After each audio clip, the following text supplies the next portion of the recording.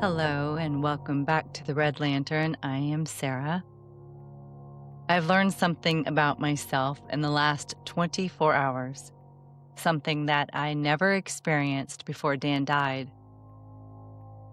I have become a clam. Before Dan died, I lived a very simple but magnanimous life. Energy abounded within me. Mondays were my favorite day because that meant that I had an opportunity to get more things done. I had an entirely new to-do list every week. Therefore, every week looked differently, but at the same time, I had a beautiful rhythm and balance to my life. There has been a seismic shift, and there is no way that I can go back to how I used to live, how I used to feel, and how I perceived the world around me. I have become reclusive, not by choice, but by trauma and by grief. Long gone are the days where I feel that I can accomplish everything and do so with joy. Melancholy and a thin layer of gray shrouds my perspective. I used to see the world through rose-colored glasses. I miss the old version of myself. Back then, I was healthy and I had a vigor for life. Other than the obvious, I don't know why grief has to change us so much. But I do know that if we are not careful, we can become a shell of the people we once were. We walk a very fine line of allowing the pressures, resentments, betrayals, and fears to morph us into people we are no longer comfortable with. This challenge is just naturally baked into the grief. And if I'm honest, I have built up a lot of anger and resentment within me because I am left to pick up all of the broken pieces.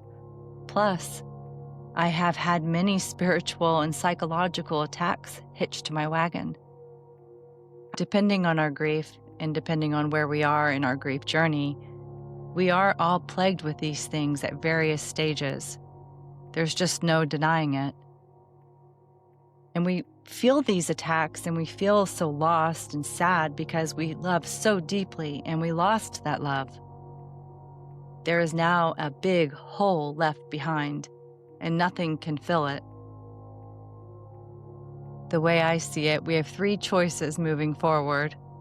One is that we can ignore this hole, but I think this is a terrible idea because if we do ignore it, we will never address this grief, and in turn, we create many multitudes of problems for us. Another option for us is we can say, oh well, that happened, and have a more cynical approach to life. To me, this is the scariest option. If we choose this as our reasoning, we unknowingly bring more darkness into our lives. We can begin looking at our lives and the lives of others as a game of chance. And then finally, the third option, and in my opinion, it's the best option. However, it is the most painful one. It is to accept the challenge that we have been given. It's that simple. We can only control how we react to any situation, and this is where the real power lies for us. Once the shock of our loss wears off and we see our reality, how much we have changed, how different our lives are now, and how we now know the pain of true suffering, this is when the real work begins for us. As we are experiencing the deep doubts, regrets, rage, or the raw bewilderment of how radically life can change on a dime, we are being given an opportunity to grow.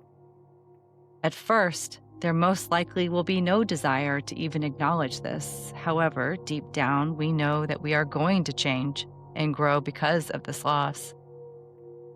I am realizing as time pushes me forward, I have resisted this change, in part because I have too many fires to put out. too many problems to solve, which affords me so little time to slow down and make rational decisions. Suddenly, we are forced to make decisions we never thought we would have to make. This is a real spiritual battle we are fighting here. Good always wins, and sometimes it's difficult for us to see the beauty and the goodness that has happened or is happening around us. Knowing that good always wins should bring us some comfort. It is in the surrendering where we are able to see this, to see the beauty, to see the good that has happened around us. Give our day over to God. Every day I tell Him that I cannot do this anymore, that I am exhausted, and that I don't know what decisions to make next. When I hold on to my life and worry so much that I am going to make a bad decision, I end up not making any decision and therefore not growing. And we have to grow. We have to accept our circumstances. This event did not happen because we are terrible people and that we deserve punishment. Things just happen. People get sick. People grow old. People choose to hurt themselves or others. What are we going to take from this situation? Can we forgive? Can we accept? Can we further push ourselves to new opportunities, new ways of thinking more positively, and ultimately knowing that we will all be okay? Can we enjoy the ride of surrendering our false sense of control? I do not want to be a clam anymore. I understand that this grief and loss is still so new to me and my family, and that we have years to work out our new reality. However, I am aware of how I have changed, and I'm not happy about it. Sometimes I just can't be bothered to fix these new flaws that I perceive, be it melancholy, withdrawal, anger, or fear, but I know that I can and I will over time. And as I walk through this journey and I continue to push this mountain, I can see that after days, weeks, and months of living with this grief that I don't want this anymore.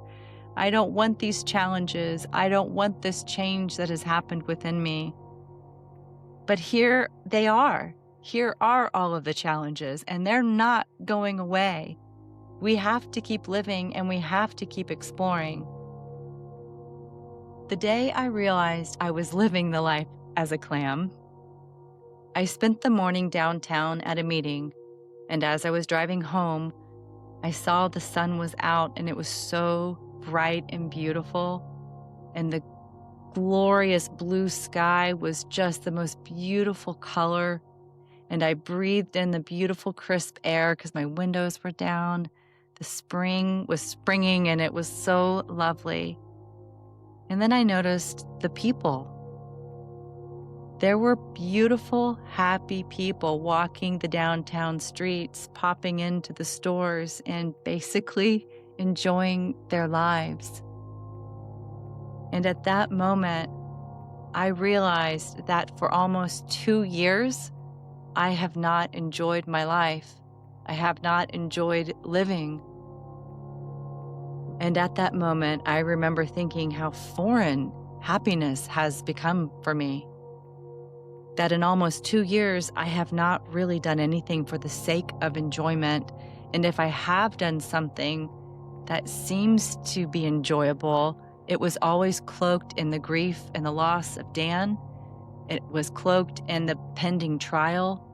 It was just cloaked in fear. I have been in shock and in survival mode for almost 2 years. And as the days pass and I continue to push this mountain, I do realize that I will not always feel like this. You will not always feel like this. And as you and I continue to live with our grief and push ourselves to new limits and try to rebuild a life, maybe I'll see you out and about as we all come out of our shells. So, until we meet again, keep living until you feel alive. If you would like to share part of your grief journey here with me, please email me at theredlanternpodcast@gmail.com.